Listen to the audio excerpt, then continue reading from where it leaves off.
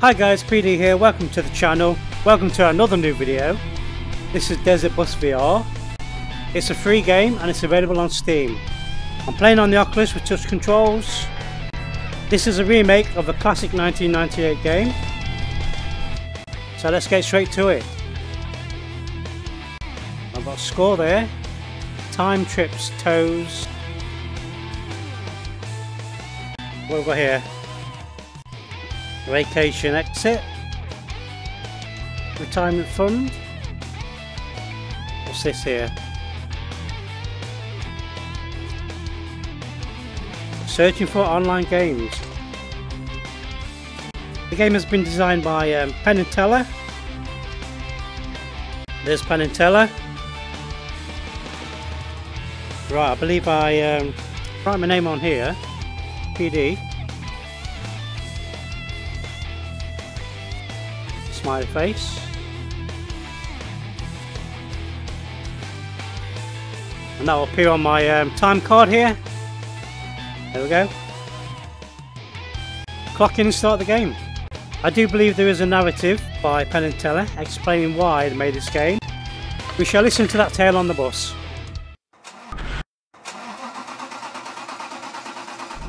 Hello, thank you all for joining the program. I'm here with author and magician Penn. We're talking today about your work with various simulators?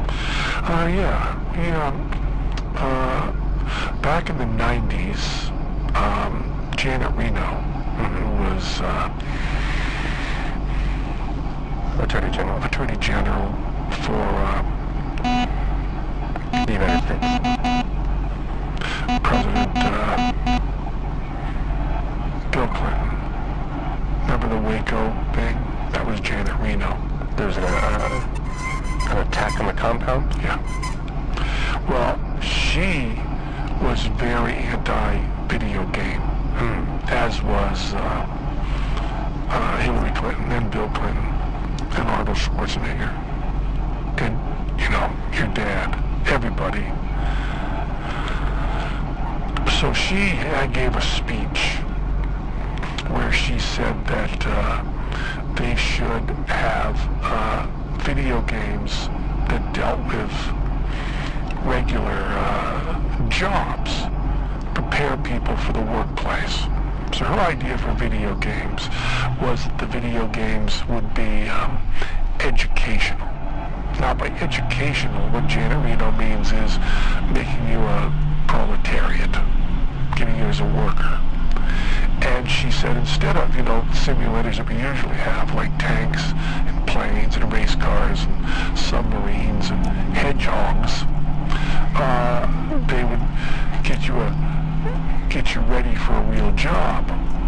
So she stated this, and I was listening with Eddie Gorodetsky, who writes on situation comedies. He writes on 2.5 Men, and he writes on, Mom is his show. He created that show, and we're on Letterman and Semi-Live, and also was writing with us on this video game called Smoke and Mirrors. And Eddie said that we both heard the Janet Reno speech together. We were laughing about how stupid it was. And Eddie said, well, let's do what she wants us to do. So Eddie said the idea Desert Bus, and then we brainstormed on it. And the idea was for Janet Reno, we would give you a chance to actually learn what it would be like to drive a bus 360 miles from Tucson, Arizona to Las Vegas, Nevada. 45 miles per hour maximum speed. It takes 8 hours to drive it if you do it right. And there's a little bit of a pull to the right. It's not glamorous, it's not pretty, it's not exciting. It's real. And we put this out, and I think a bug hits the windshield one point like 4 hours in. You just drive. And it pulls to the right. And if you go off the road, it just overheats, and then you get towed back in real time. And you get 1 point for doing 8-hour shift. So mind-numbingly real. I should also point out that you can open and close the door to the bus, but no one's in any of the bus stops. You can't get on. No one gets on. No one gets off. You just drive the bus. So Randy Pitchford at Gearbox. Well, first of all, Desert Bus never came out. It was created but never distributed? That's right, never came out. I think the company that put out Desert Bus, there was a market correction and they went out of business. So how is it possible that it is a known entity being recreated for this project? Well, let me tell you. The reason is that it was bootlegged. It came out and it got very popular in its bootleg form. People, it leaked and they started putting it on different platforms. And this group of Canadians started a thing called Desert Bus for Hope. And they raised money for Child's Play, which is a charity. Charity that buys video games for children in hospitals for a long time.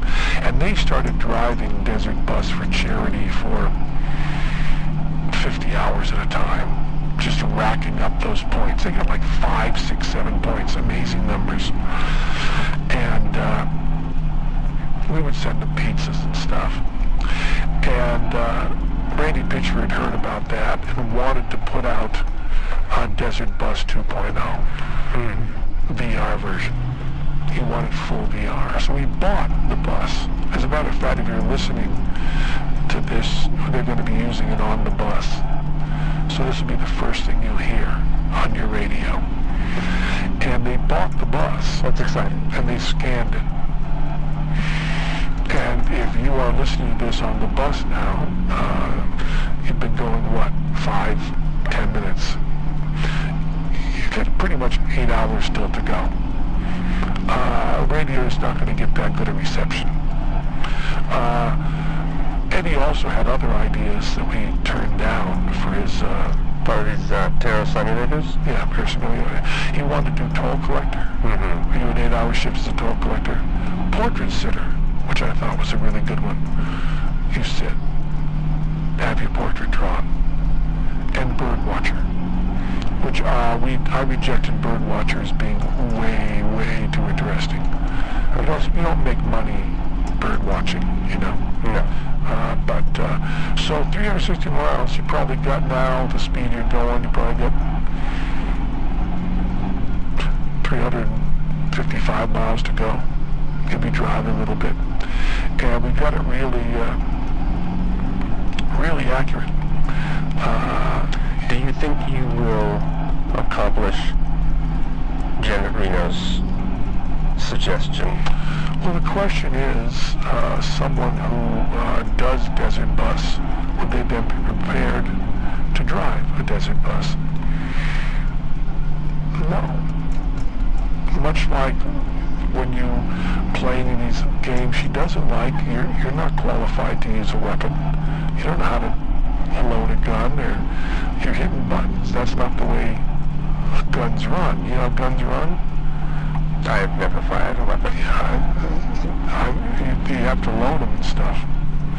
So you don't know how to do any of the stuff you see in a video game. You don't really know how to do it. I don't know. Do you think if someone does a simulator on an airplane, that if you're flying in a commercial airliner and the pilot goes unconscious, you can take over? I think there's a Flight of the Phoenix is a movie where they're trying to get out of the place and they build an airplane, and turns out the guy who builds the airplane only built model airplanes before.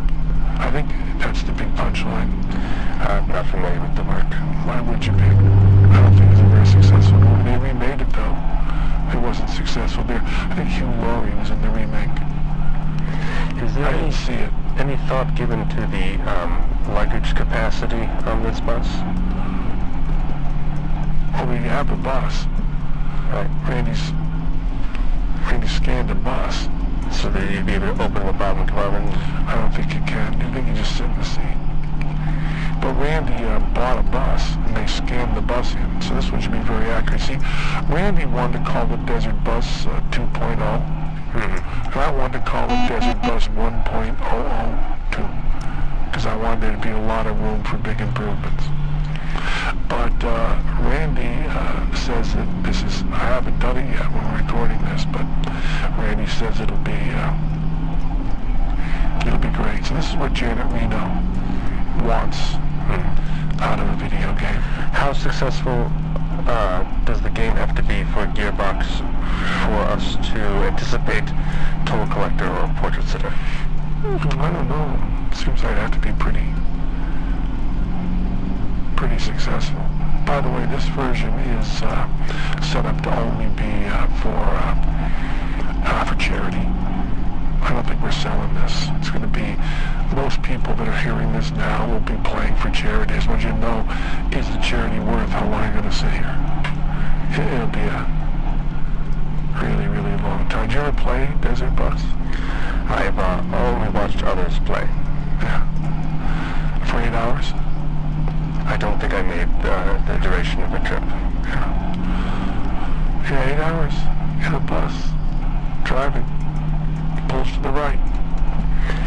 What is the longest you've played it? Like a minute and a half. I wouldn't get to this part. Minute and a half, maybe 2. What is the longest you've driven any kind of vehicle? I've driven across the country a few times. I went with Eddie Gorodetsky, as a matter of fact. We drove a U-Haul trailer from Los Angeles to New York. We drove the whole way. At the time, Eddie Gorodetsky didn't have a license, so I drove the whole way, and he was just sitting there. And we wrote a script during that time called I Came from Space. And we wrote it while we were driving, and we turned it into the production company that had commissioned it. And we got a great comment on it. The producer said to us, I don't think I could have understood this less if it were written in another language. Actually said that. There's some damage done from driving for hours and hours and hours and hours, and this is damage that, if you listen to this, you'll be doing to yourself. At some point, I think a bug will hit the windshield. I don't want to get you too excited, but I think it's going to happen somewhere along the line. And is that based on a true event? The bug? Yeah. Bugs hit the windshields. They do. Bugs hit the windshields. Or, I don't know, maybe the windshield hits the bug. I guess that's true, isn't it? What do we call what hits what? I see that the windshield, the bug compared to the bus is almost stationary, right? Have any animal rights groups contacted you or Gearbox upset with the treatment of bugs in the game? Well, it's a virtual bug. We don't think we scanned an actual bug. I don't think a bug was hurt. I don't know. But if they have a problem with it, we can take the bug out of the Desert Bus. Seems like a lot of thought was put into the bus and the dimensions of the bus and getting the bus accurate, but not so much so with the bug that hits the windshield. Yeah, actually, I just said the word bug. I didn't even think about what kind of bug. I just said bug. Well, that it should be accurate to a desert environment. The kind of bug that would hit your windshield in the desert. It should be, shouldn't it, really? Although now, with all these, we've moved species all around the world. There's all these species that aren't endemic. I mean, maybe if the bug looks like it is not a bug that's endemic to the natural environment, that you could just maybe think that bug came over on a hitchhiking on an airliner or something, and maybe it's not going to be able to reproduce, or maybe will reproduce like that. What's that weed that kind of took over California? I'm not aware. Okay, the cane toads in Australia, you know about that? No. How about those mollusks that took over the river in New York? I'm not aware. Yeah, a lot of times a bug, a species, a plant is not a bug, or a frog is not a bug, but sometimes a species will get into. I believe the rats that we have in New York are Norwegian rats originally. Now they live here.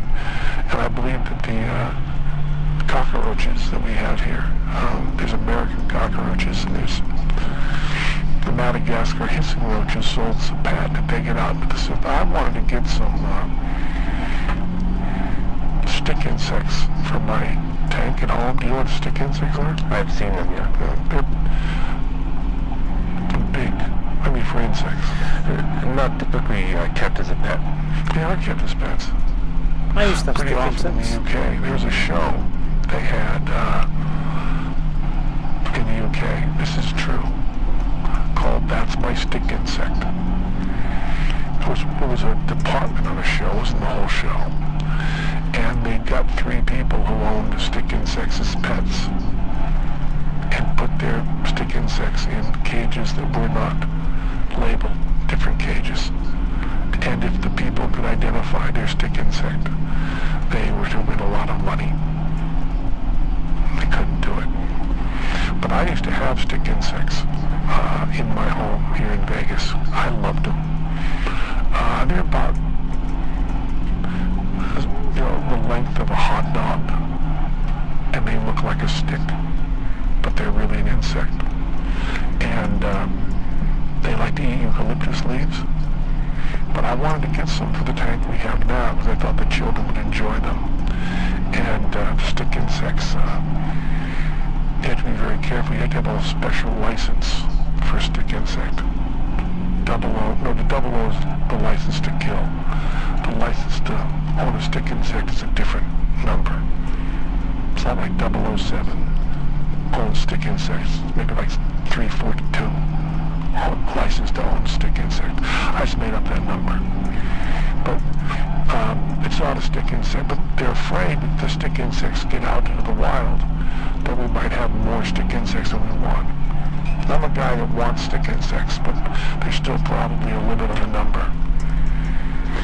We are taking a break from my interview with Penn Gillette to invite you to become a sponsor. So please support the station any way you can. If you enjoy interviews like the one you're hearing now, please consider being a sponsor for our programming, either online or over the telephone. And now more with Penn Gillette, author and magician. And also one of the creators of Desert Boss, although it was Eddie Gordeski's original idea. You know, Eddie, I talked to Eddie and he said he had a lot of credits, but he certainly wanted the credit on Desert Bus. Here's the thing that I find interesting on Desert Bus is we've been talking maybe 15 minutes. There's really nothing else to say that I can think of. And there's probably another 7 hours and 45 minutes of driving the bus.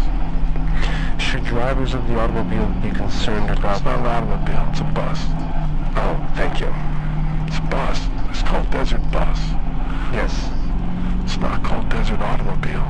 Desert Bus. Should drivers of the Desert Bus... It's a bus. It's a bus. ...be concerned about their petroleum levels? I think we go on one tank all the way. I think it's one tank. I don't think we put that in, but maybe, you know, this highfalutin Desert Bus, who knows what they might have built in. But I think, you're talking about 360 miles, seems like a bus could do 360 on one tank of gas. Then you maybe refuel and you go back the other way.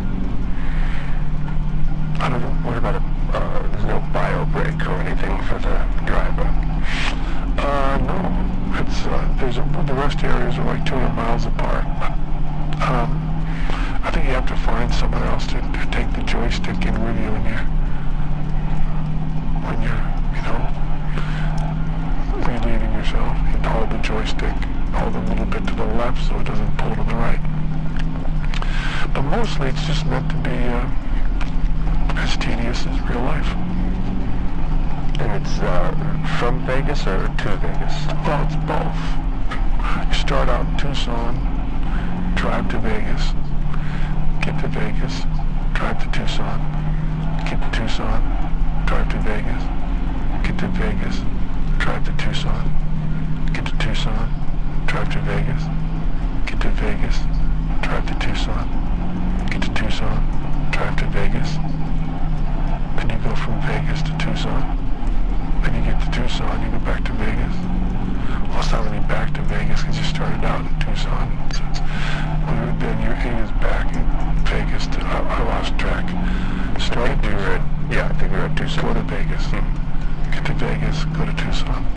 And we're supposed to, we're hoping to use the desert bus that we bought to scan to actually drive from Tucson to Vegas in a non-simulator but a real desert bus.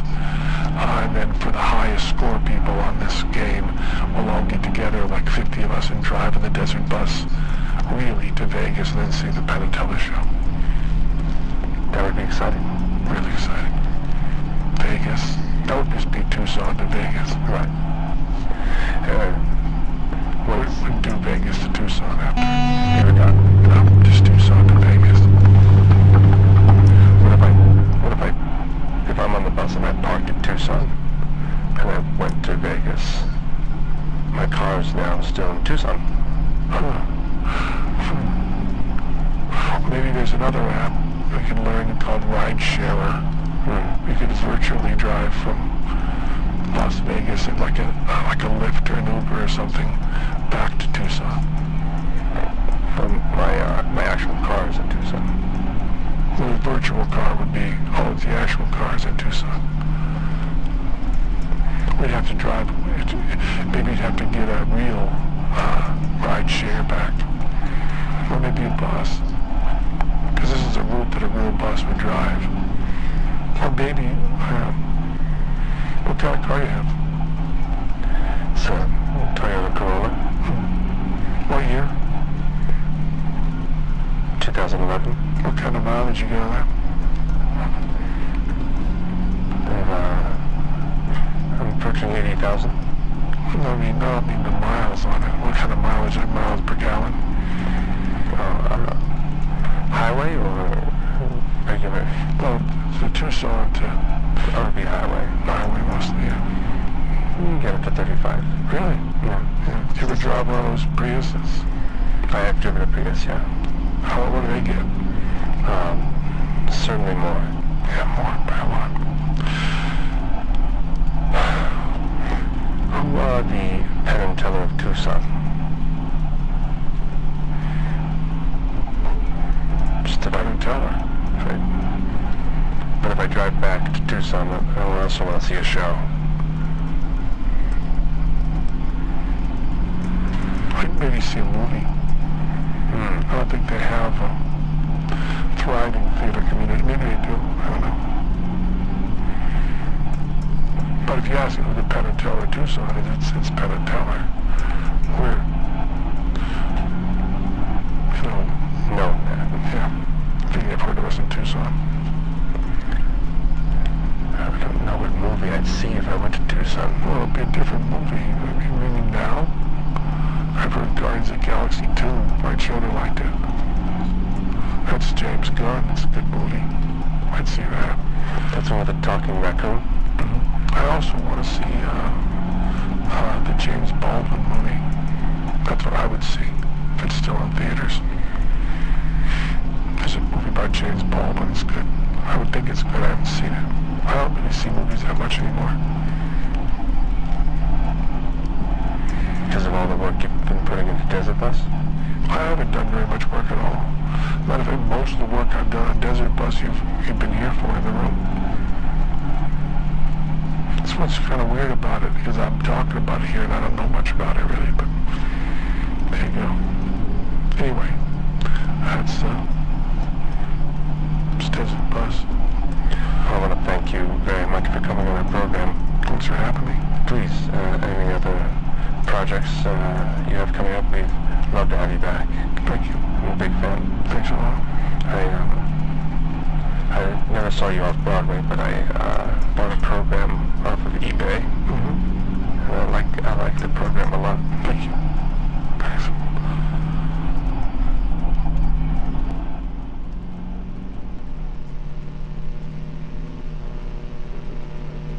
Okay guys, there you go. I've been You took my parking space! That is my space! You took my parking space! What are you doing? Saw me there! Okay guys, there you go. I've been driving for 24 minutes now. You took my parking space! You went in front of me! I've done 27 miles. This is the game. You took my parking space! You drive 350 miles to Tucson. You get 1 point. It takes 8 hours, and then you can drive back. It takes another 8 hours. You get another point. This is the best game in VR ever. And I got the radio playing.